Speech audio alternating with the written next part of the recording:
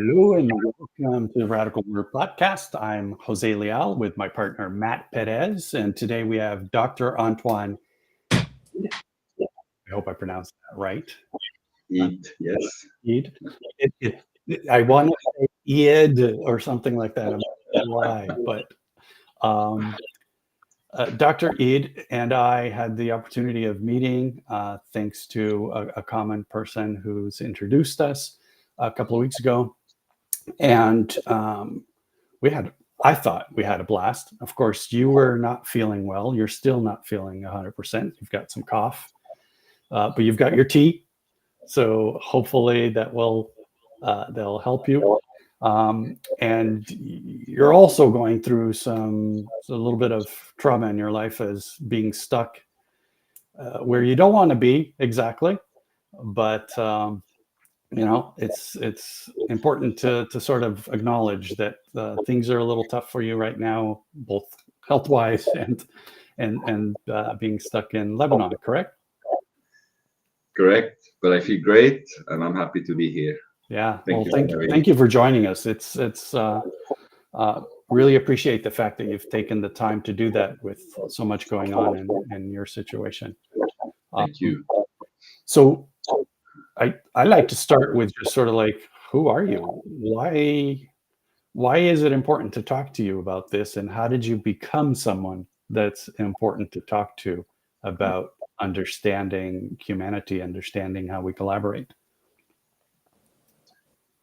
Well, Jose and Matt, thank you for having me today. And we met a couple of weeks earlier, and it was an organic, very nice conversation from the start. I want to thank Karen Ziegler for introducing us. You're an amazing person, and I support what you stand for. And it's nice to meet people where you can instantly feel that alignment when it comes to helping others better understand each other. So, conversation immediately led to this, and here we are. So, who am I? I am someone very intuitive, both by my genetics and my skills. Uh, who has learned to eventually accept that my intuition uh, is the strong part of who I am, and it's not the thing that I should keep silencing. And the moment I accepted that this is who I am, um, I started putting that um, to action, to practice, to actually use that intuition to help people better understand each other. And that's the conversation where you and I align on how what we want in this world and how we want people to collaborate and cooperate with each other. So I have a long history of consulting background with some scientific background in neuroscience and behavioral genetics, which together allowed me over the years to um, do over 18,000 personality assessments, uh, including DNA testing, neuroscience-based assessments, psychology-based assessments, to help people identify who they are, what they are made of, and how can they better appreciate themselves and others. And this slowly led to the creation of Meet Yourself, which I founded 3 years ago. And that's the world's first personality assessment tool that combines DNA testing, neuroscience, and psychology. And what kind of what upbringing or what experience led you to that insight, to that type of intuition? I guess my journey is similar to most people's journey. We spend a lot of our effort in life trying to change those very same things that make us special. and different and have something to bring to the world. We look outside and we see that there are some beautiful colors outside, and we suddenly want to be like these other colors. And we don't always appreciate that we actually might be bringing this new color, That we which have our is own color to shine. we have our own color, and that's going to make that whole scenery even more vibrant and nice. So just like anyone else, I've developed skills, behaviors through education, through life experience. But then I realized that I've been listening to my boss at work, my parent at home, my partner at home, and people sometimes very lovingly force you to develop certain skills that do not always match who we actually are Mm-hmm. in the core. And I had the chance to meet with so many people who wake up in the morning and every single day do this thing that they enjoy and love and say that they have a sense of purpose in what they do. And you notice the common thing between all of them is that what they do actually matches their genetic blueprint, matches what their innate strength, their potential that they were born with. They just allow themselves or had the opportunity to nurture that path. And now they say that we found our purpose. So I realized that my purpose was in using that strong intuition that I was born with, Mm-hmm. can allow me to be sensitive, empathetic, and understanding of people's feelings and emotions to actually help them better understand who they are. Because people cope with life in different ways. Unfortunately, the most common way is to suppress our reality and deny what is actually happening and looking at something else. But sometimes, in a lot of cases, looking at the reality actually reveals something beautiful about us. There's nothing to hide. We all have a beauty to bring to the world. We all have a value and a uniqueness.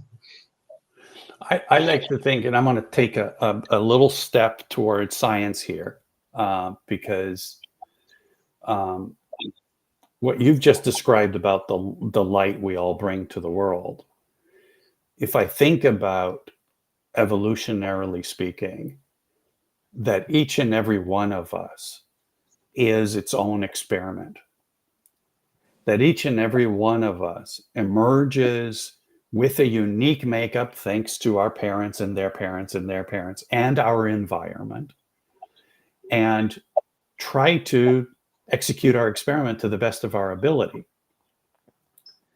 And that when we don't express that experiment in full, then we don't have happy, fulfilled lives because we haven't actually done our job, which is to run our experiment of this unique makeup expressing itself. And when we do express it, then that fulfillment comes about. Does that make sense to you? You're a scientist, I'm not. Absolutely, absolutely. We all have, there are soon 9 billion people in the world, and there are 9 billion different journeys. The interesting part in this is that from a genetic standpoint, we are all 97%, 99.7% similar. Right. We're made of the same genetic component. What makes each one of us different is 0.3%, which is still made of the same component, only sequenced differently. Slightly different, yeah. And that allows us to develop in a certain way. So we're born with it, but we go through our own journey in life. It could be two twins living in the same house. Mm-hmm. They still have their own personality and their own journey in life. Now, how much of that journey is actually allowing us, as you said, to explore, even nurture those beautiful things that we were born with? I like to call that our radical purpose. That It is. it is the root of who we are and what we're doing. Um, so I And think there's scientific proof to this. Just within the scope of what I have been doing, or the 18,000 assessments that I have done in the last years, I haven't seen a single genetic profile that does not contain any potential or talent in something. We all have something to offer, right. but we do not know that we actually have it. You could have a great musical talent, but never practiced or learned music. So that talent doesn't not mean that that talent isn't there. Right. Right. And that's why autonomy is such an important thing. Because if you don't have autonomy, you can't touch those things that you might resonate with and express them because they work, because you do resonate with them.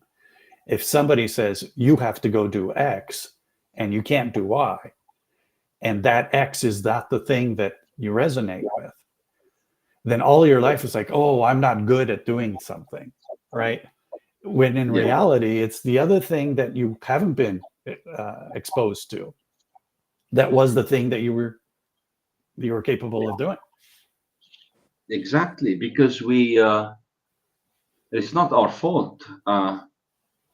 We're raised in that system Right. that actually focuses a lot on what we do not have and how we can develop it. Right? We're raised to focus on we're weak, we need to fix things, we lack something, and we need to get it through education, through experience. We focus a lot on that growth mindset. I need to become better. I need to become good enough, but good enough for what? For a certain environment that we Mm-hmm. choose to put ourselves in. That's interesting because if you look at uh, personality in general, any personality trait, the only way you can tell whether a personality trait is a strength or a weakness is whether that trait is actually needed or less needed in an environment. Someone who's short or tall, for example, let's take a simple example. I use that one all the time. Yeah, short and tall can only be seen as a quality or less of a quality based on whether you are applying for a job to work in a minefield or to go to the NBA. If you're applying to go to work in a mine, I mean, not in a minefield, then being short is actually a great quality Exactly. to have. So the qualities that we have or the traits that we have are not wrong or right, good or bad. But the question is, are we allowing ourselves to be in an environment that actually recognizes and appreciates what we have to bring? Or are we committing to a lifetime where we're struggling to build all of these skills that the environment is forcing on us, but Right. do not resemble us at all? We like to call that the environment that we've created, the fiat system, and fiat thinking, because it's one of command and control. It's one of the dictating what's right, what's wrong, what must be, rather than allowing us to express what's right and wrong based on how we fit that environment. Not everybody fits every environment, to your point, right? I use the example. It's really easy, as you just pointed out, height. I use the example of my sister. My sister's just a couple of centimeters shy of being a short person by official designation. She's just a tiny little thing. And every time I think about the fact that I intuitively don't ask her to do things that require height because I know that she's not tall. It's obvious. But we don't see that in each other about other aspects, right? The stuff that we go, oh, this person is a sensitive person. This person is intuitive. This person is not intuitive. This person is analytical. All of those things, we don't express that to each other. We don't share that with each other. We may not even know that about ourselves. And it's when it's obvious to me that that's who you are, then I don't expect of you to be something else. And humans are really good at saying, like, oh, you're X, that's what it is. And dealing with that is just a reality. But we don't, our system, our fiat system says everybody's the same and everybody has to be exactly good at everything that we say they need to be good at. And that's where I see that disconnect. Absolutely. And this is where we need to start looking at relationships differently, because we spend sometimes very unintentionally a lot of effort into trying to make everyone else around us behave in a certain way that is acceptable. What we do not pay attention to is that people are going to be who they are. They can make these temporary changes to accommodate, but they need to be who they are. And it's up to us to actually accept and learn how to collaborate and take advantage of these differences. Successful relationships do not necessarily require you to make a radical change for the sake of accommodating someone else. What they take really is being with someone else who is able to better accept you for who you are. Mm-hmm. A lot of people have tried to make that radical change. They've lost their motivation. They've become depressed, anxious all the time, not happy, living in fear of not being good enough. And they take it off on their families too. Absolutely. Themselves and those around them. Yeah, absolutely. I'm part of an email thread that's been talking about IETF, which is a group that writes standards, protocols for the internet. And one of the things they decided is that they're not going to, from early on, I think they started in 92 or something like that. From early on, they decided that they're not going to vote on whether they're going to implement a certain standard or not implement a certain standard. And they decided that if somebody is against something, it's because there's something there. They're sensing intuitively. They might not be able to explain it. They might not know why, but they're intuitively aware that there is an issue with whatever the proposal is. And so instead of saying majority wins, go away, da da da da, they go, and they've been doing this all along, and it's been a very successful community. What they do is they say, you have something to offer to this protocol. We want to engage you more in this exercise. Yes. Not take you away, but be part of trying to implement it. And if your intuitions are right, you're going to find ways around the problems that we're going to run into. Mm-hmm. And we're going to use your intuitions rather than ignore your intuitions. Instead of saying you're trouble, which is often what we do, because the person who stands out is problematic. That person always says negative things, right? Take them out of here. Instead, that person may have something to offer to this. How do we integrate them? How do we benefit from their unique light, using your terminology? I absolutely agree, Jose, and I can confirm through personal experience. I've I've had the chance to work with thousands of leaders in over 30 countries, hundreds of teams. And the two common things that I've seen in those teams are the more performant ones are the ones who are able to take advantage of diversity and a healthy level of conflict. And those who are less performant were the ones that were pushing for uniformity or conformity and of and avoiding conflict. Right. Conflict is one of the healthiest things Yes. that can happen in a team if it is managed with positivity and Right. acceptance. If it's healthy. Yes. Absolutely. So you started this work. Obviously, we're seeing the world in very similar ways.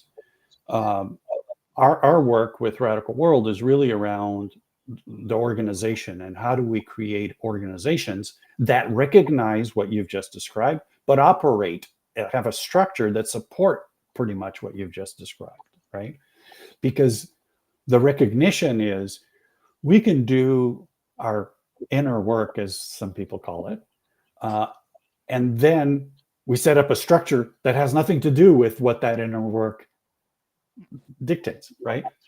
Right. I need autonomy, but we have a system that doesn't provide autonomy, right? I need to be able to make decisions for myself, and yet we have a system that's a hierarchy that says, oh, you can't make those decisions. That's somebody else's decision to make. So how do we build systems that are co-managed and co-owned? Because ownership is yet another aspect of this fiat system that says it's okay for you to make some decisions, but ultimately I'm the owner and I get to pull the plug on whatever needs to be done. So that's the work we've been doing, but you've been doing some work with organizations and individuals. Can you tell us more about how that works and what you do and what the tools are? The tools of your Sure. trade, as they say? Sure. So over the last 15 years, I've realized that organizations are getting more and more aware of the importance of using the existing talent, of using that difference. But they did not have the right tools. They had the right thinking, but tools were not always available. So what I decided to do is to actually use science to provide tools that can reveal that uniqueness of everybody. It's like you're getting important data about each person, which is only revealing their talents, their uniqueness, their value, and putting all of that in a pot, allowing leadership to better understand what they are working with and how can they move people from a place of lack and needing to be good enough to a place of what does each team member have to offer in this team, and how can we maximize this in the interest of both the individual and the organization. So I've built an algorithm with millions of entries that brings the genetic scores from a DNA test, from a cheek swab. We sequence the DNA in a very safe and confidential way. And through that, we reveal 54 different propensities or predispositions towards 54 behaviors at the workplace. We add that with neuroscientific and psychology evidence on thinking motivators and acquired skills and behaviors. We put these together, you map them together, and now you have clear evidence on what this person can actually bring to the table. So the whole thinking behind this is people have had enough working on themselves. People want to be appreciated and recognized. And the moment that first day they start working in that team, they already come with a big bag of great personality traits, values, on top of these skills that we've hired them for. A skin bag, you might call it. Exactly. But then they just want to do well. So they're in this new environment, they're trying to adapt, they're trying to adapt their behavior to accommodate. And you realize with time that there's very little left of each person. We speak very highly of organizational culture. In my opinion, organizational culture is a double-edged sword. It helps people fit much faster. We want them to perform. We want them to start producing. Let's use that big tool of culture to make them conform faster. But in the process, people are giving up on the value that they can bring as an individual. Absolutely. And how does that work when you bring them together? Is it, say, the HR department that's getting the results of these tests, or are the individuals getting the results of the tests? Who's getting the results, and how are they being shared within the organization? So it's two different journeys running in parallel. Each individual is going through a beautiful timed and structured development journey, individual development journey, based on the results of their own tests. And in parallel, the organization, so HR or leadership, has access to a dashboard that can allow a certain level of viewing those dynamics. What is happening in that team? What is missing? And I need to focus on something here. It's super easy to understand people's level of skills. There are so many. There are 75,000 personality assessment tools out there, most of which measure a certain level of skill or behavior. Just how good is someone at something? Mm-hmm. What is missing is, how do we measure how happy and motivated they are while doing it? Because these are two different things. Mm-hmm. For someone to do something well and over time, they need to know how to do it, and they need to also enjoy doing Have it. the motivation to do it. Motivated at it. And this is what my test actually reveals. There are hidden motivators in our thinking, in our brain, and in our genetics that guide that sense of purpose, that sense of fulfillment, passion towards certain tasks more than other tasks. And these do not show on the CV. What we see on the CV is like a long list of qualifications, education, experience, etc. And we hire people based on those. Then we realize with time that I'm not able to get that person to be motivated and happy doing that job. It's because initially we only selected them based on their skills and not based on their motivators. Right. And this is what I'm bringing to the equation. I'm saying motivators in certain instances are actually the bigger influence in the performance when it comes to certain tasks. So why are we completely ignoring that indicator? Mm-hmm. It's there. It's from a saliva sample. I can actually tell you whether this person has higher motivators towards certain things. And for us, the way we see it now, we're not just trying to do what you just described, which is to say, to empower individuals and groups to understand that human motivation, that human purpose, if you will, is a reality and has ultimately is at the root of our behavior, right? Everything else comes after. I learned the skill after, and I either learned the skill because I'm motivated to learn that skill or because I was forced to learn that skill. Exactly. Yes. right? And it may be that I became very good at that skill by force, and it shows in my CV that I am good at this skill by force. But in reality, I only do it when force is around. I'm not self-motivated to do it. And so the work that we've been trying to do is create a new kind of organization that recognizes that at its root, fundamentally understands that, and that, say, an HR department today, whose job it is to try to manipulate all of these things, that becomes part of the community of participants in the organization. That it is a part of understanding, just as we should be able to have the same conversation within our partners at home and our friends groups and so forth. That understanding should become part of the soup in which we're in, rather than having a third party say, as an HR department, you guys should be here and there because we're manipulating the situation, right?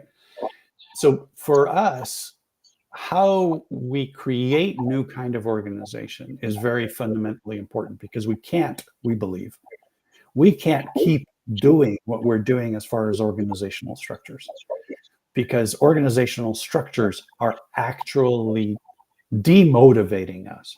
87% of people are disengaged at work.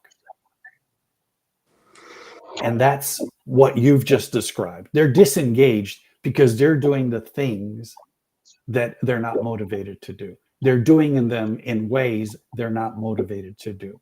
They're doing it for people that don't motivate them. All of those things are the reality in our current environments.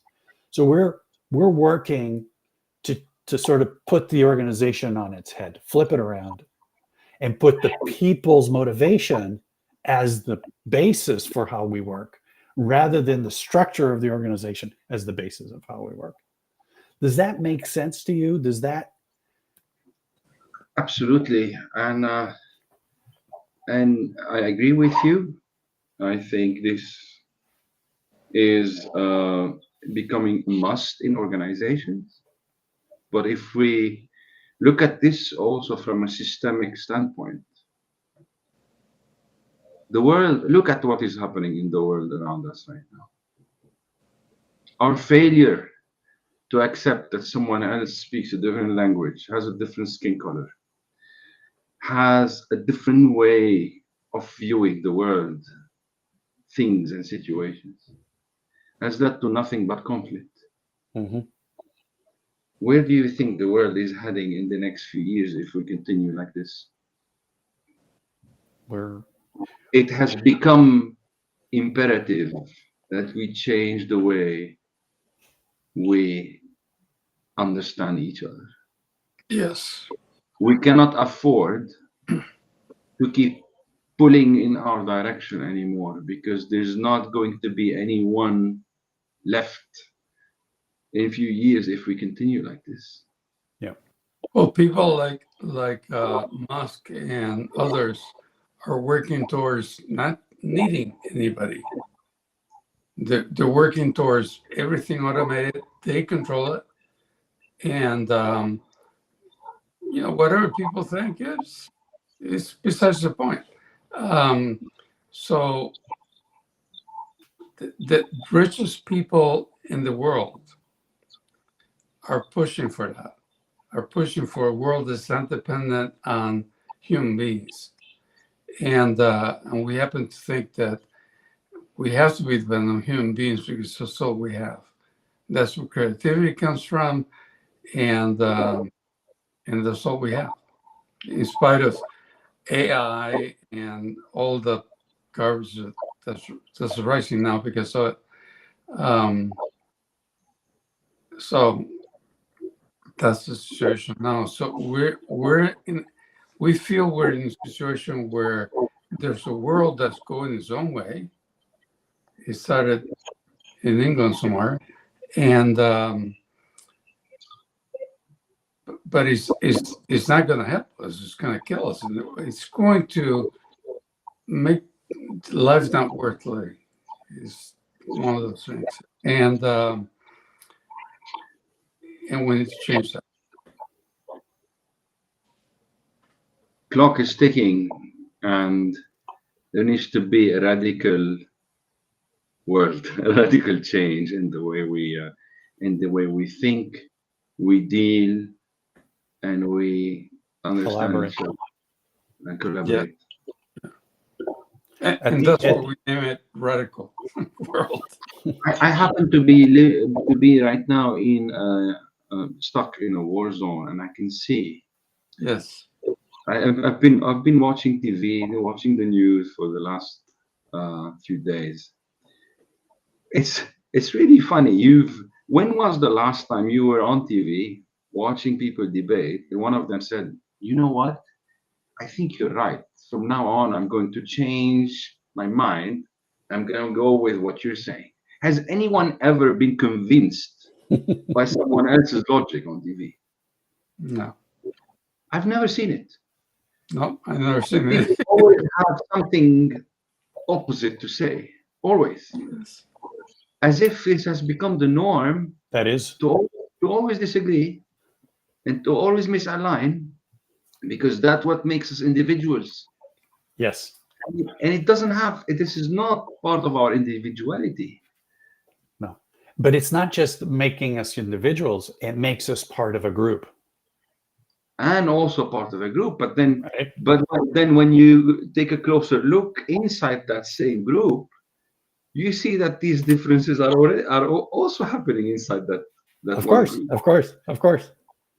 That's George why Carlin once said, "Have you noticed that anyone driving slower than you in the street on the road is an idiot, and anyone driving faster is a maniac?"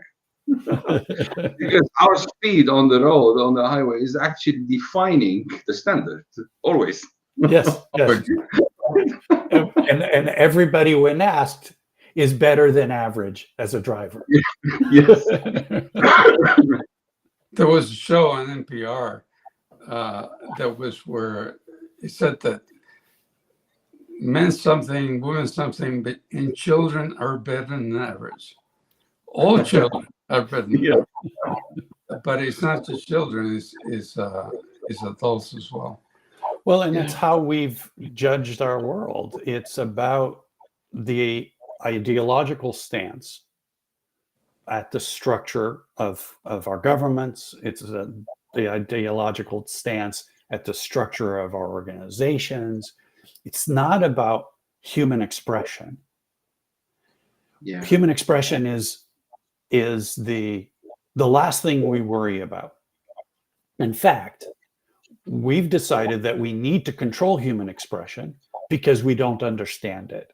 And so it's a variable we cannot control. Right? Yes. And so we've built systems of politics, systems of law, systems of organization that are built around trying to squash that variable. And it is that variability that is life itself. If we weren't unique, we would be robots. We would all think the same, we would all act the same, we would all do the same. And in essence, we would be missing the vast majority of reality that exists because we wouldn't have the perspective to see that reality. We'd only be seeing a very narrow bandwidth.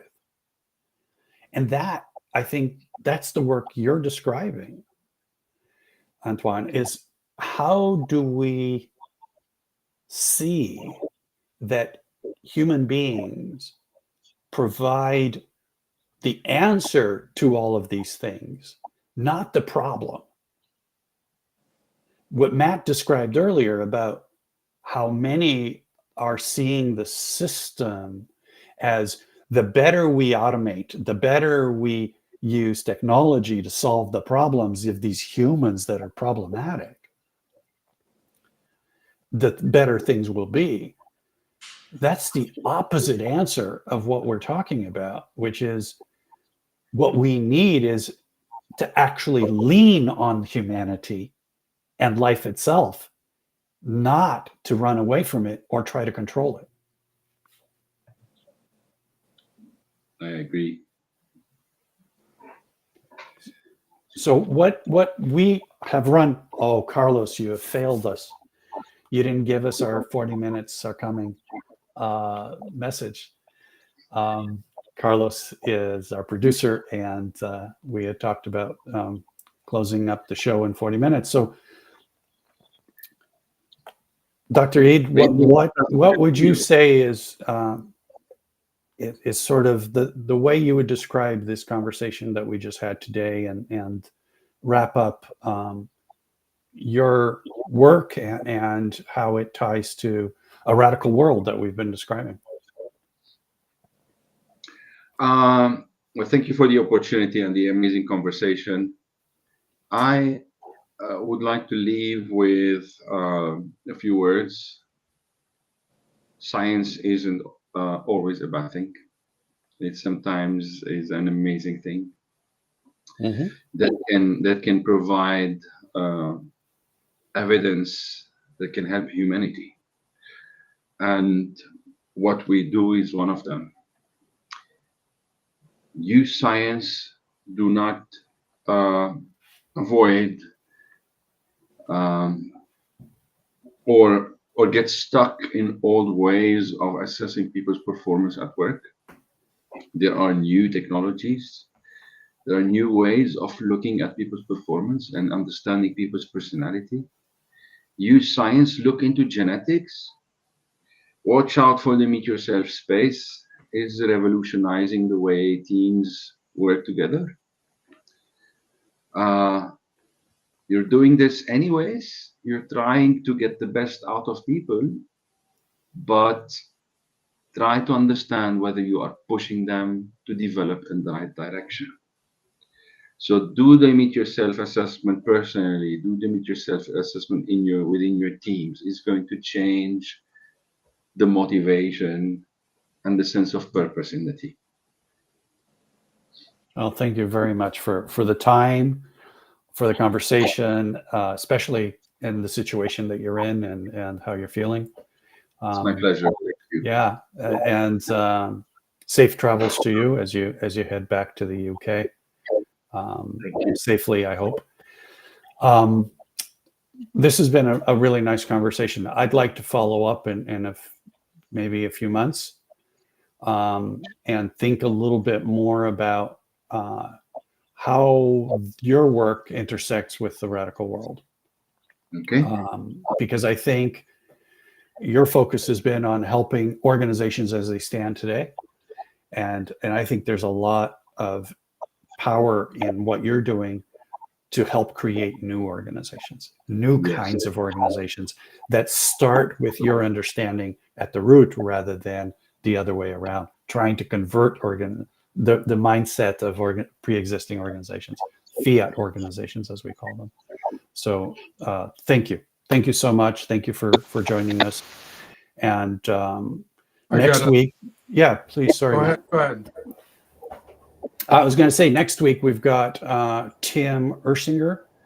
Tim is partner at Enterprise Transformations at EY. Used to be Ernst and Young. And the topic is Beyond Bureaucracy and Ego Organizations. Tim, we've known Tim for quite a while. He's been around the teal world, the self-managing world. And it'll be the first time we've had an on-air conversation with him. So I'm looking forward to that. Again, Dr. Eid, thank you so much for joining us, for spending the time. And I'm hoping that this is the beginning of a long-term relationship between your work and the work that we're doing here at Radical World. That's a line from a movie. I hope this is the beginning of a beautiful relationship. But it fits. It fits at this point. So, all right. Thank you very much. We'll see you soon.